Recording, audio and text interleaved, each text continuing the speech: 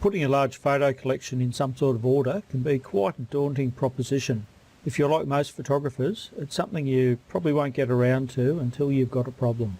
The long-time pros in particular often have massive collections that are quite frankly a nightmare. Thousands of images with meaningless file names packed into a convoluted mess of folders that makes finding any particular image fast pretty much impossible.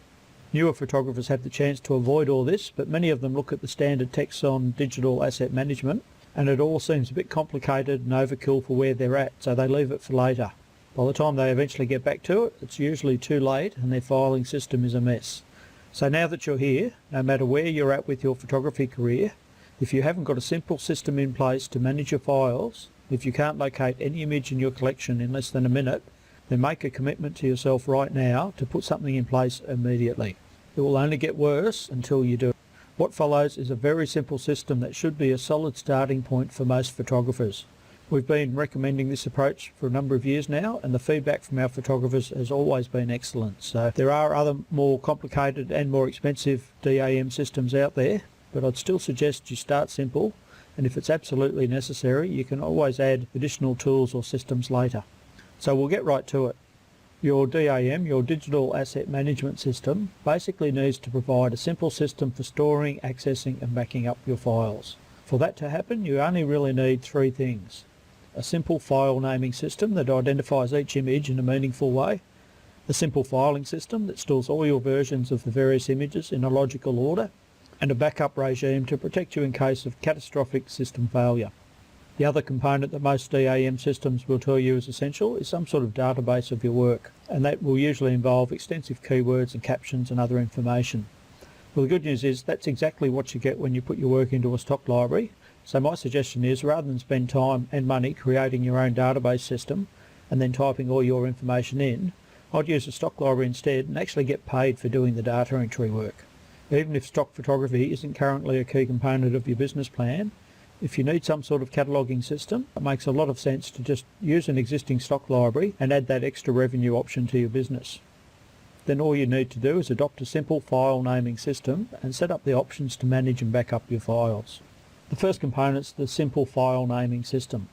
Most of the DAM systems I've ever looked at have either glossed over this first step and pretty much suggested that whatever you want to do is fine, or else they've gotten incredibly complicated trying to store every possible detail about an image in its file name. I really don't like either approach. The prime purpose of your file name is to identify the image. As such, it should be unique and meaningful, and to make life easy, it should be really short and simple. Unfortunately, most photographers get seriously derailed on this part as soon as they start importing images from camera to computer. Most use the software that came bundled with their cameras, and unfortunately that's designed more for amateurs shooting holiday snaps than professionals. So if you rely on that, the images are named and stored entirely by date, or else you're prompted to add a one-size-fits-all description, which is then used as a file name for every image. Neither option is at all practical for a professional with a large collection that they need to access specific images. So the most important thing about a file name, it's not a caption or title or description. If you're using any sort of photo organiser software that encourages you to write a detailed caption as a file name, throw it away now. Sooner or later it will cause you grief and it will probably cost you money as well. Long file names can be incompatible with some computer systems and regularly break in emails. If you send a client an image with a file name that's too long, there's a very real chance they simply won't be able to open it. Likewise, if you're emailing images, spaces in the file name will often break the local link and again the client won't be able to open it. And a lot of them just won't bother telling you that they never actually saw your image. Spaces and special characters, especially commas, full stops, quotes and apostrophes, can all cause problems with databases. So anytime you're sharing images online or adding them to a library, the best practice is to simply not use them. Fortunately, the solution here is quite simple. Just name your image files with letters and numbers only, no spaces.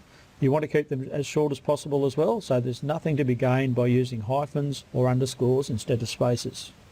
The trick is to do all this in a way that's easy and intuitive and still tells you what the image is about without you having to open it. And that's easily achieved as well with a little planning. The system I want to share with you is one that uses a one-letter category identifier, two-letter subject identifier, four-digit unique identifier, and a couple of optional letter codes on the end. So what it looks like is this. So the A is a one-letter code for the main category. This will vary depending on the kinds of subjects you shoot, but I'd expect most people could broadly categorise their work into 10 or 20 main fields, subjects or locations. The BB part is a 2-letter code for a subject. You can usually work these out as you go and just keep a list handy when you're saving and naming your files. The digits is just basically a serial number. You start at 1 and you can go up to 9,999 with this system, so that should be plenty large enough. Some people might want to use date or time information, but to be truly unique that requires more digits, and it really isn't necessary in most situations. The final letter, the X, is a formatting code that we originally used to indicate whether it was like a master file, a working copy, a digital manipulation, or a scanned film original, or a low-res preview. The result is an 8-character file name that is totally unique and tells you enough about the content of an image to be able to locate the images you need quickly and easily. So putting it all into practice is quite straightforward. The primary goal here is to keep it manageable and efficient, so the main trick is to automate as much as possible. And for that there's some great software solutions available. And as an example, I still use a free program called File Renamer Basic. I've had it for years, and you'll find a download link and a step-by-step to using that on our documentation website. I also know quite a few photographers who use Lightroom, and they've adapted this file naming process to the Lightroom file management, and that could be an even better option to explore if you use that software. The main thing is to do your renaming as soon as possible after any shoot. Just download the files to your computer and make it a habit to convert the file names to something usable before you forget the details. For convenience, I always use the same output folder on my desktop, so once I'm done I can simply drag the renamed file to the correct location in my file storage directory. And that's the second component we need to set up, a simple file storage structure. This is quite simple, just basically a folder for all your photos, and inside that a folder for each of your main categories. In each of the category folders you have a subfolder for each child or subject code. The file names are unique and ordered, so I can just drop the files into the appropriate subject folder and the job's done. So in this example, a pet photographer might have a category folder each for birds, cats and dogs, with the category codes B, C and D respectively. Then under each of those they might have a different folder for each breed or activity, as shown down the left hand side. Inside each folder the file naming system actually groups the different versions of the same image, so you can simply view the thumbnails to see the content of each frame, even if your system doesn't show thumbnails for the TIFF or the Photoshop files. The formatting code at the end is possibly unnecessary for most people.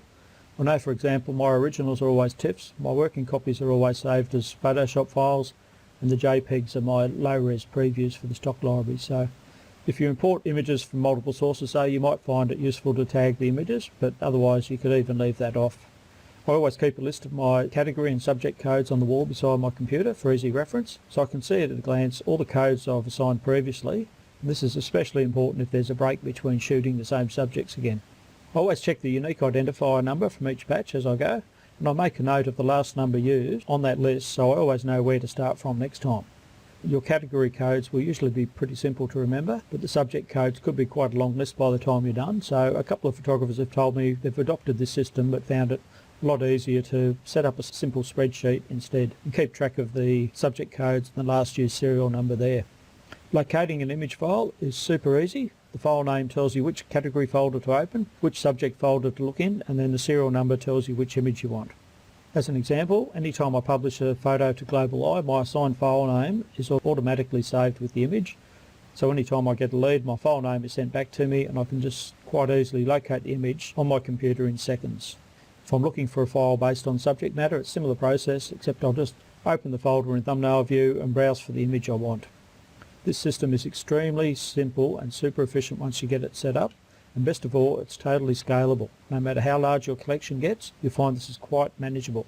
If you find yourself shooting a lot of a specific subject, you can simply drag the entire folder up to the category level and it becomes a category. You can leave the existing images filed under the category folder and just make a new subject folder inside that as you add new images. Okay, the final step you need to have in place is simple hands-free backups. I think I must have tried just about every backup system you can imagine in the last 15 years, and I've still been caught out a number of times, and I found out to my dismay that my backup wasn't the fail-safe I'd hoped for. I've had external hard drives fail twice when I really needed them, and I can't tell you how many times I've gone to a CD or a DVD backup to find it's been corrupted. So it's a terrible situation to find yourself in. So again, I'd suggest you get this part of the process sorted out right from the start so it never happens to you.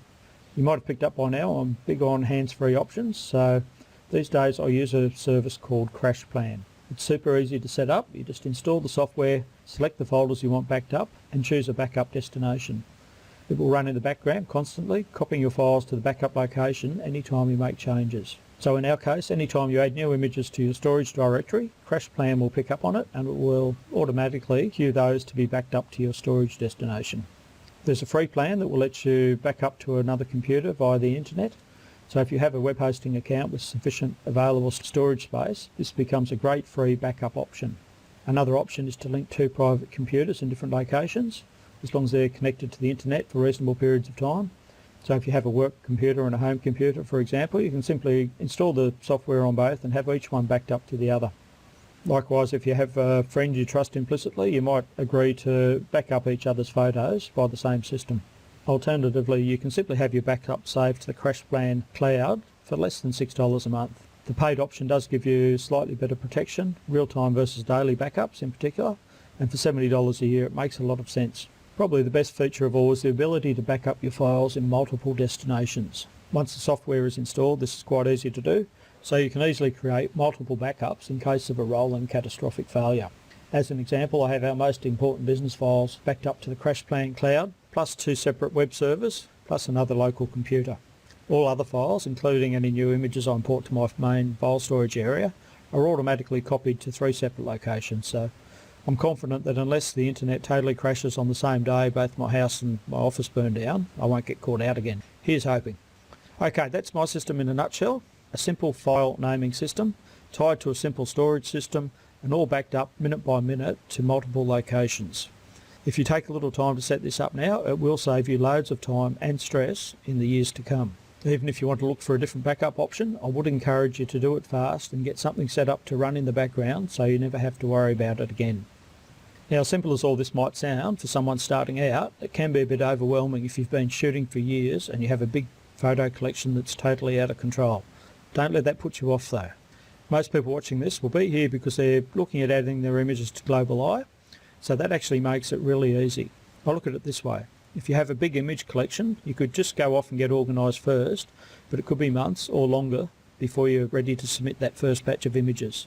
So you really don't even have the possibility of a sale until after you've spent months and months renaming files, sorting them into your directory structure, and eventually uploading some to a stock library.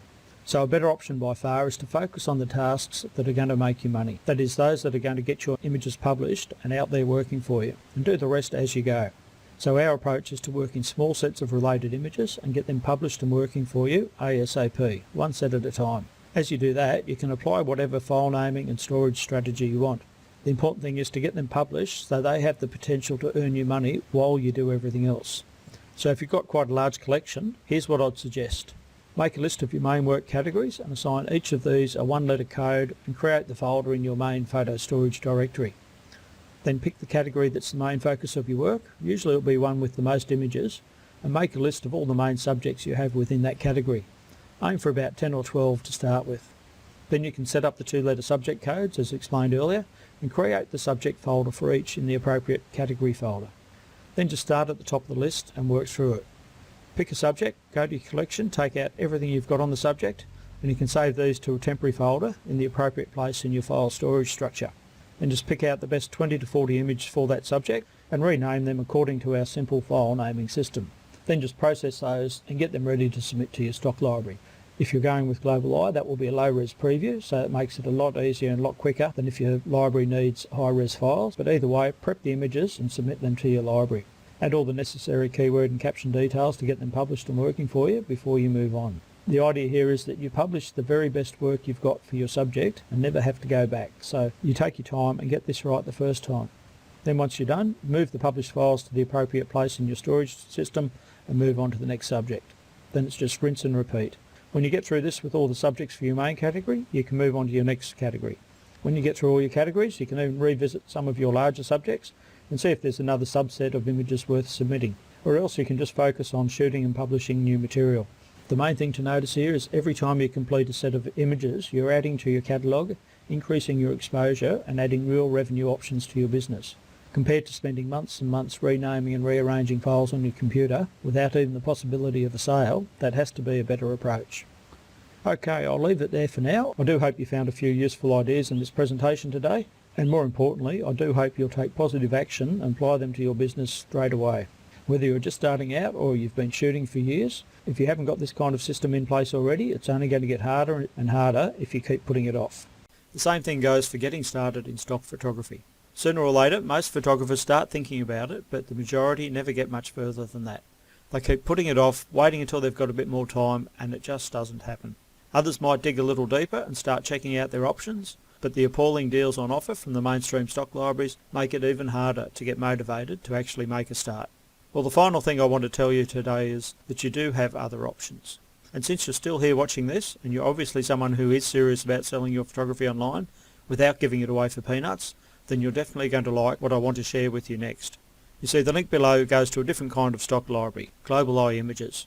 Whether this is the first you've heard of it, or maybe you've looked it over before, I'd strongly urge you to take a moment to check it out again while you're here. At the very least, it will give you a benchmark for comparing the different stock libraries you might be considering, and even if you decide not to go any further with Global Eye today, you'll still find some good actionable information you can use right now. I will warn you, we're definitely not mainstream, but it really is worth a look, if only just to see that you do have real options for shooting and selling high quality images for a much more selective market, one that still respects you and values your work. This isn't going to be for everyone, but if you take a moment you can look it over and decide for yourself if it's likely to be a good fit. Please click the button below to check it out.